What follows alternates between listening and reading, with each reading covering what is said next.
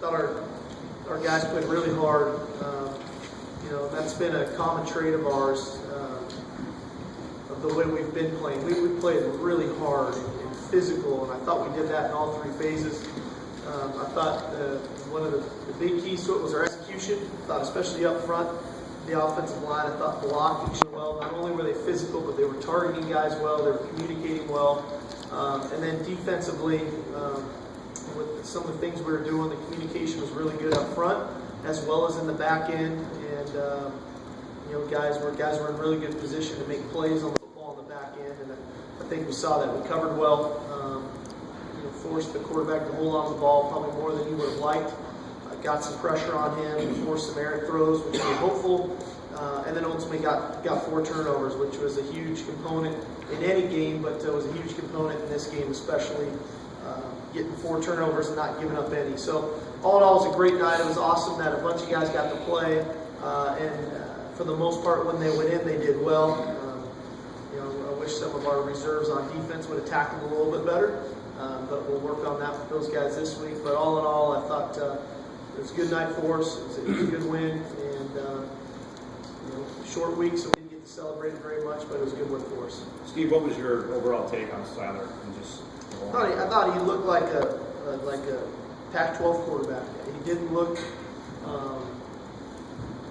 He didn't look new to him. He just looked comfortable. And I kind of thought that against UCLA, quite honestly, outside of a couple plays late. But he prepared really well. I think he trusted his preparation. There's a handful of plays that he's going to, he'll first want to tell you he'd love to have back. But I thought just his body language, his composure, his command of the offense, what he gave off to the rest of the team, that here's a guy who's out in the field confident, believes in what he's doing, believes in his preparation. I thought he sent a great message to the team that way. And then he performed well. I thought he used his legs effectively. He didn't get any real big runs, but a couple first downs when he pulled the ball down and ran. And then ultimately had some times to escape some pressure and make some plays. So for a guy making his first career start on the road in that environment, in those conditions, I was very pleased. At this point, do you plan on keeping him starter, right? We really don't know, quite honestly, yet. We're preparing. The way we'll do it is just like last week. We'll prepare for Seiler to be the starter. And if Keith is physically able to go, where we feel confident and comfortable with what he's able to do, then Keith will be able to step in and execute the game plan. Keith's been in this system for 5 years now. Obviously, up tempo this year's different, but the plays remain the same. So he could come in and perform. And he was very close to, quite honestly, I think he was probably ready to go Saturday night, but I just felt better about our team with Seiler's preparation, with Seiler being the guy this past Saturday. So we'll see how the week goes. It's a very comforting situation to be in, knowing that you have 2 guys that can go in and win Pac-12 football games. And so both of them are very capable of going out and playing well Friday. Is it the same plan with Keith that you won't throw until, I guess? No, he threw today. He threw some today. So he's in much better shape this week than he was last week. He's not 100%. I mean, he's not fully recovered. So that's very clear. It's just a matter of, as we get closer to the game, is he in a position to go out and perform at the level that's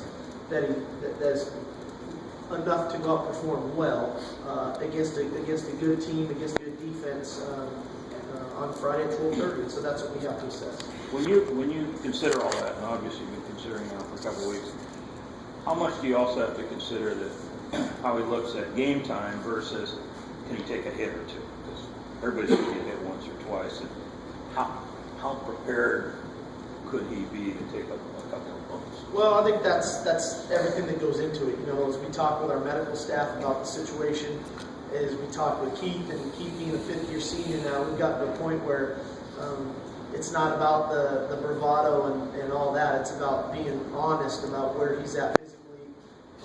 And so that was part of the conversation last week as well. I would never put anybody out there, never mind it being Keith Price, to it be a situation where if a kid got hit, he could injure himself worse. This is a pretty violent sport that we're a part of, and obviously safety of the players has become even a bigger issue recently than it's ever been in our sport.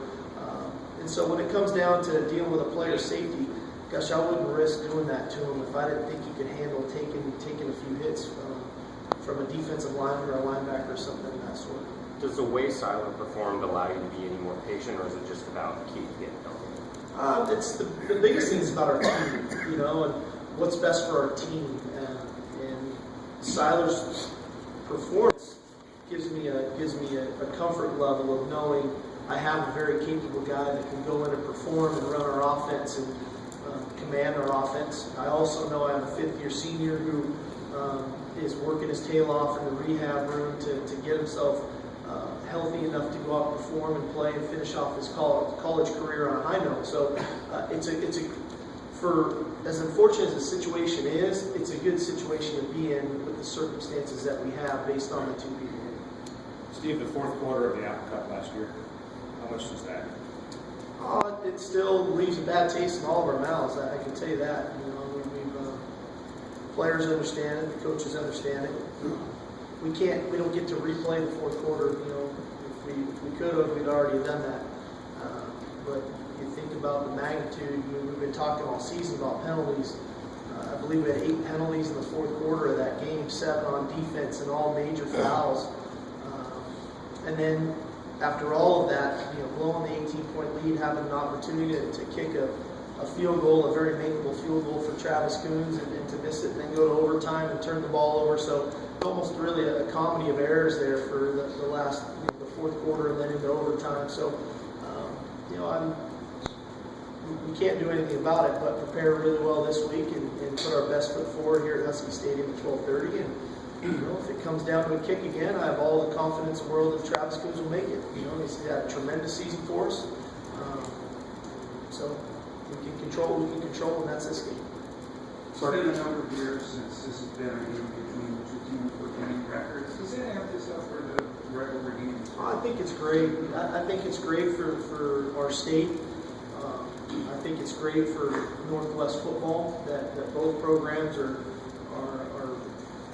really moving in the right direction, because the tremendous fans here in the Northwest, and especially in our state. And I think that this rivalry is a very unique one, in that so many households are split. Friendships get kind of put on hold for about 3.5 hours. But that's what college football is all about. That's what these types of rivalries are about. And that's what makes the Apple Cup so special. So the better the two teams are performing, the better the environment for the game. And I think, you know, I'm hoping in the near future this game is deciding who's playing for the Pac-12 championship, you know. And because I think that our fans, theirs and ours, deserve that. It's a great game to be part of. Been fortunate. This is my 5th one now. They've all been really good games, and they'll probably all continue to be. Steve, how much of Washington State has made since last year? They're a good football team. They play hard. I think that Connor Holiday he just continues to get better and better and better. It's one thing to work within the system. It's another to be able to improvise and understand the system, to go kind of just outside of the system to make your plays, and I think he's doing a good job of that.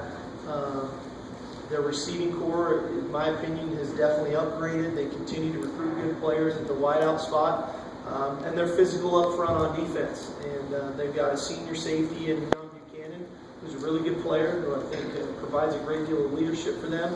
And they've got an opportunistic secondary that if you throw them the ball gets tipped, they intercept it, and then they run it for touchdown. So they provide a great challenge for us, and they've made really good strides, and they're a good team. How the key, you think, to how much their offense has improved this year? Well, I think just like anything, when you go anywhere, regardless of the system, and obviously Coach Leach has his own system, sometimes it takes a year to get things in place, to really get it going, to get the belief to buy into the system. And you know, they're moving the ball well. It's year 2, I think, for everybody there: the offensive linemen, the running backs, the receivers, and obviously Connor. You know, his 2nd year in the system as well. So I think with anything comes repetition, comes being able to fix some of the problems that might occur. I think in general, they're performing better than they did a year ago. And I just think more than so than anything, that's a product of year 2 for everybody involved. So can you talk a little bit about getting Micah Hatchie back on Saturday and how big that was for the left tackle? Huge, huge. I mean, your left tackle is such a key component to what you do.